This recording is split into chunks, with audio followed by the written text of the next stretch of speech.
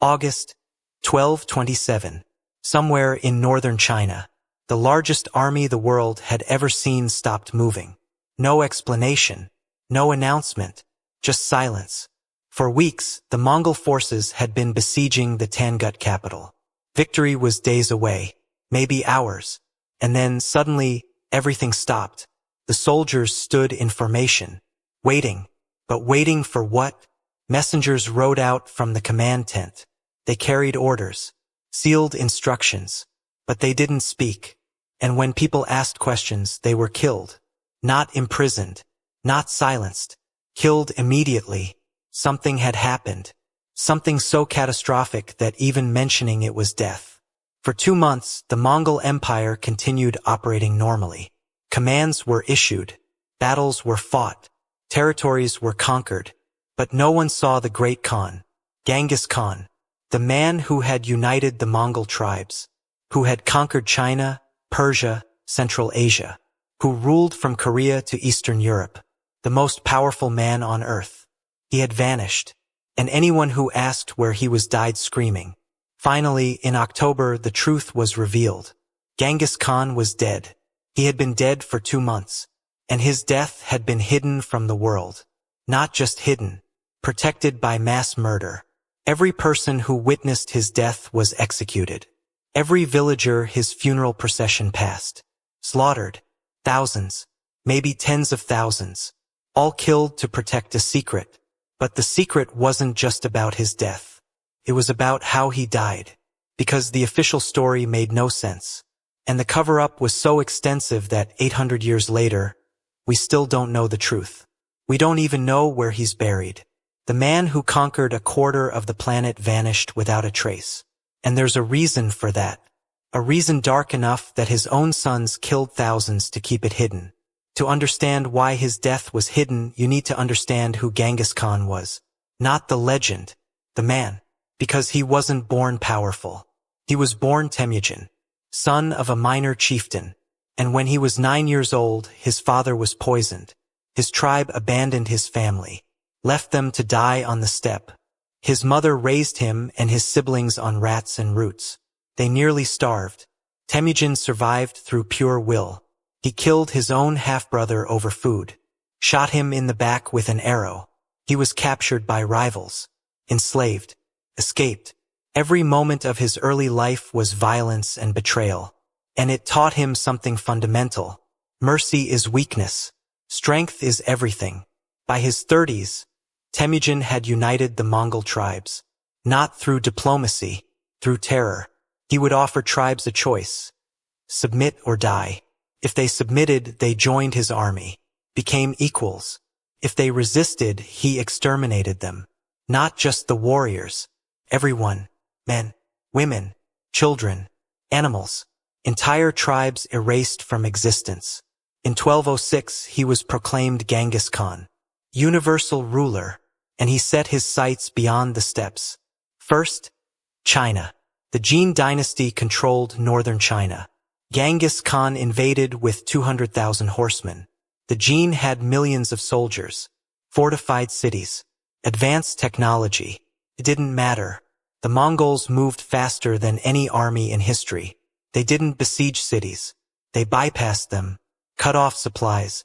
They used psychological warfare, spreading terror ahead of their arrival.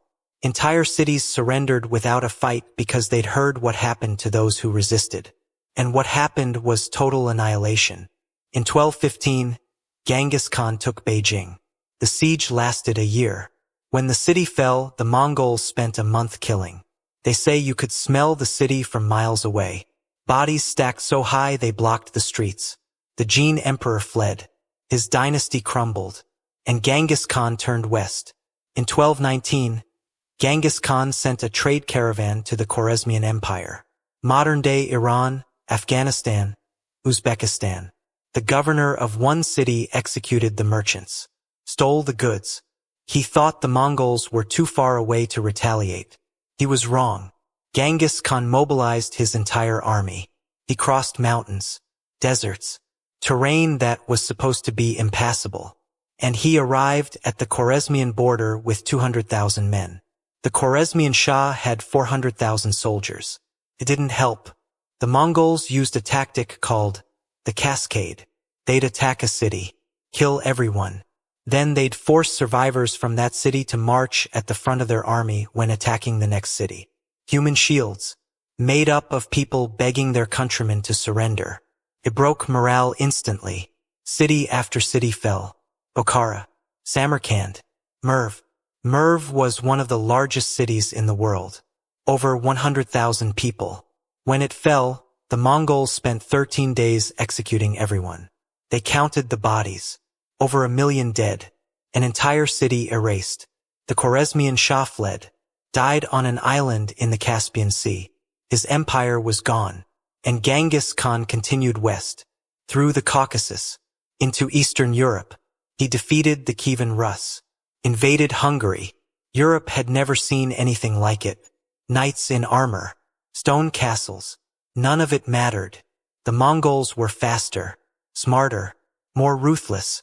By 1225, Genghis Khan controlled the largest contiguous empire in history, from the Pacific Ocean to the Black Sea. 30 million square kilometers. 1 in 4 people on Earth lived under Mongol rule. And Genghis Khan was 60 years old, still campaigning, still conquering, but his body was breaking down. In 1226, Genghis Khan launched a campaign against the Western Xia, the Tangut people. In what's now northern China, they had been Mongol vassals, but they refused to send troops for his war against Khwarezm. It was a betrayal, and Genghis Khan didn't forgive betrayal. But this campaign was different. Genghis Khan was sick. Some sources say he fell from his horse while hunting. Others say he was injured during a siege. Whatever happened, he was weakening. But he refused to turn back. He swore he would wipe the Tangut from the earth. By summer 1227, the Mongol army was besieging Zhongxing, the Tangut capital. Genghis Khan was in his tent, barely conscious. His generals begged him to return to Mongolia, to rest. He refused. And then, in August, he died. But that's where the story gets strange. Because the official account says he died of illness, natural causes, fever, internal injuries from his fall. But other sources tell different stories, and those stories were violently suppressed. One account says Genghis Khan was killed by a Tangut princess. After the city fell, she was brought to his tent. A gift, a concubine, but she had hidden a blade, and when he approached her, she castrated him. He bled to death, humiliated by a woman. Another version says she bit him, that he died from the wound becoming infected. Another says she poisoned him. All the stories agree on one thing. Genghis Khan didn't die nobly. He didn't die in battle. He didn't die surrounded by warriors. He died in a tent, possibly at the hands of a captive woman.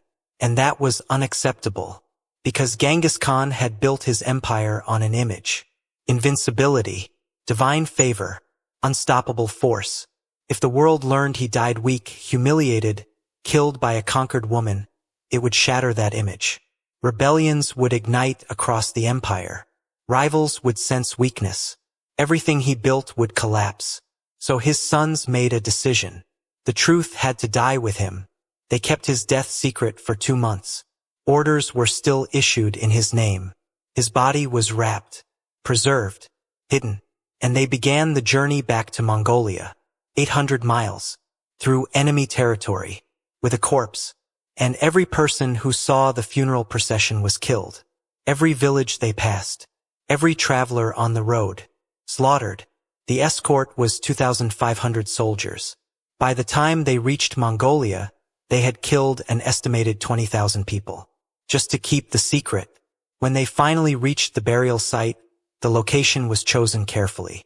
Somewhere remote, sacred to Genghis Khan. They dug the grave, lowered his body, and then they killed everyone who had witnessed it. The workers, the engineers, the guards, everyone. Then they drove horses over the grave. 10,000 horses, trampling the earth until there was no trace. They diverted a river over the site, planted trees, erased every landmark. And when it was done, no one alive knew where Genghis Khan was buried. For 800 years, people have been looking for Genghis Khan's tomb. Archaeologists, treasure hunters, governments. Mongolia has spent millions searching. They've used satellites, ground-penetrating radar, drones, and they've found nothing. There are legends. Some say his tomb is in the Kentai Mountains, his birthplace. Others say it's near the Onan River. One legend says 1,000 horses were buried with him, along with gold, weapons, concubines. Another says his tomb is booby-trapped, that anyone who finds it will die. In 2004, a joint American-Mongolian expedition claimed to have found the site. They discovered a massive structure in northern Mongolia. But before they could excavate, the Mongolian government shut down the project. They said it was sacred ground, that disturbing it would be disrespectful. But some think it's more than that. Some think the government knows something and wants it to stay buried. Because here's the thing about Genghis Khan's legacy. In Mongolia, he's a hero, a founding father. There are statues, monuments. His face is on their currency. He's the symbol of Mongolian strength and unity. But that image is carefully curated. It's the image of the conqueror, the empire builder, not the mass murderer, not the man who killed 40 million people, and definitely not the man who might have died castrated by a captive woman. That story undermines everything. So maybe the Mongolian government doesn't want the tomb found. Because what if the legends are true? What if there's evidence inside the tomb that contradicts the official story? What if Genghis Khan's own burial reveals how he really died? Better to leave it hidden, just like his sons did. Let's talk about what Genghis Khan left behind. Not his empire, not his legacy, his body count. Modern historians estimate he was responsible for the deaths of 40 million people. In a world with a population of 400 million, that's 10% of humanity. Entire cities were erased. The populations of Persia and China dropped by millions. The Mongol invasions were so devastating that they're visible in climate data. The mass death reduced farming. Forests regrew. Carbon was absorbed. Global temperatures dropped. Genghis Khan's conquests literally changed the planet's atmosphere. But here's the strange part. He's not remembered the way Hitler or Stalin are. He's romanticized, admired, called a great conqueror. There are movies, documentaries, books that celebrate him. Why? Because time sanitizes everything. 800 years is long enough that the horror fades. We remember the empire, the strategy, the achievement, not the screaming, the burning, the rivers of blood. And maybe that's intentional. Maybe that's what his sons wanted when they hid his death. Control the narrative. Control the memory. Let time turn a monster into a legend. Here's something wild. Genghis Khan has approximately 16 million living descendants. 1 in 200 men alive today carries his Y chromosome. How? Because he didn't just conquer territory. He conquered bloodlines. Everywhere the Mongols went, Genghis Khan and his sons took women. Hundreds, thousands. It wasn't just about desire.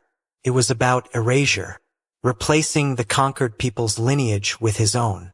Genetic imperialism. And it worked. Today, millions of people carry his DNA and don't even know it.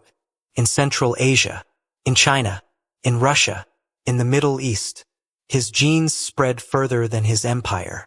He achieved a kind of immortality, not through his tomb, through biology. But those descendants don't know how he died either, because that secret was buried with him, along with the thousands killed to protect it. So why does Genghis Khan's death matter? Because it reveals something fundamental about power, that even the most powerful man on earth feared humiliation more than death, that legacy matters more than truth, that empires are built on myths, and myths require maintenance. Genghis Khan conquered half the world. He killed millions, built an empire that lasted centuries, but he couldn't control how he died, and that terrified him, so he made sure no one would ever know.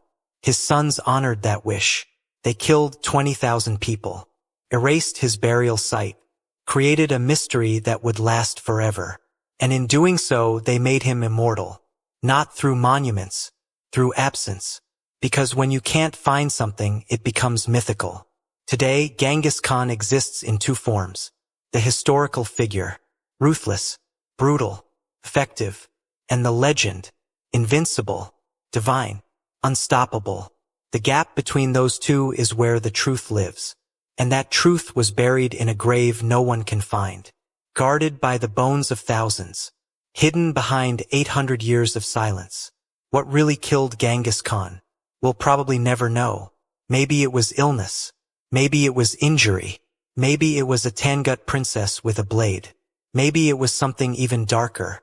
But the fact that it was hidden tells us everything. Because if his death had been glorious, they would have celebrated it. If he died in battle, they would have sung songs about it. But they didn't. They erased it. And that erasure created something more powerful than any monument. A mystery. A question that will never be answered. Because the only people who knew the truth were murdered before they could speak. Genghis Khan conquered the world. But in the end, he couldn't conquer death. All he could do was hide it. Bury it so deep that 800 years later, we're still digging. Still searching. Still wondering. And maybe that's the greatest victory of all. Not conquering the world, but making sure the world will never stop searching for you. Even when you're gone. Especially when you're gone. Genghis Khan, the man who died in secret. The man whose tomb has never been found. The man whose death was so carefully hidden that it became his most enduring legacy. Killed by illness, or injury, or a woman with a blade. We don't know. And maybe we're not supposed to, because some secrets are powerful enough to kill for. And Genghis Khan's sons proved they were willing. 20,000 people dead, just to protect one truth. A truth that died with them, and will stay buried, forever.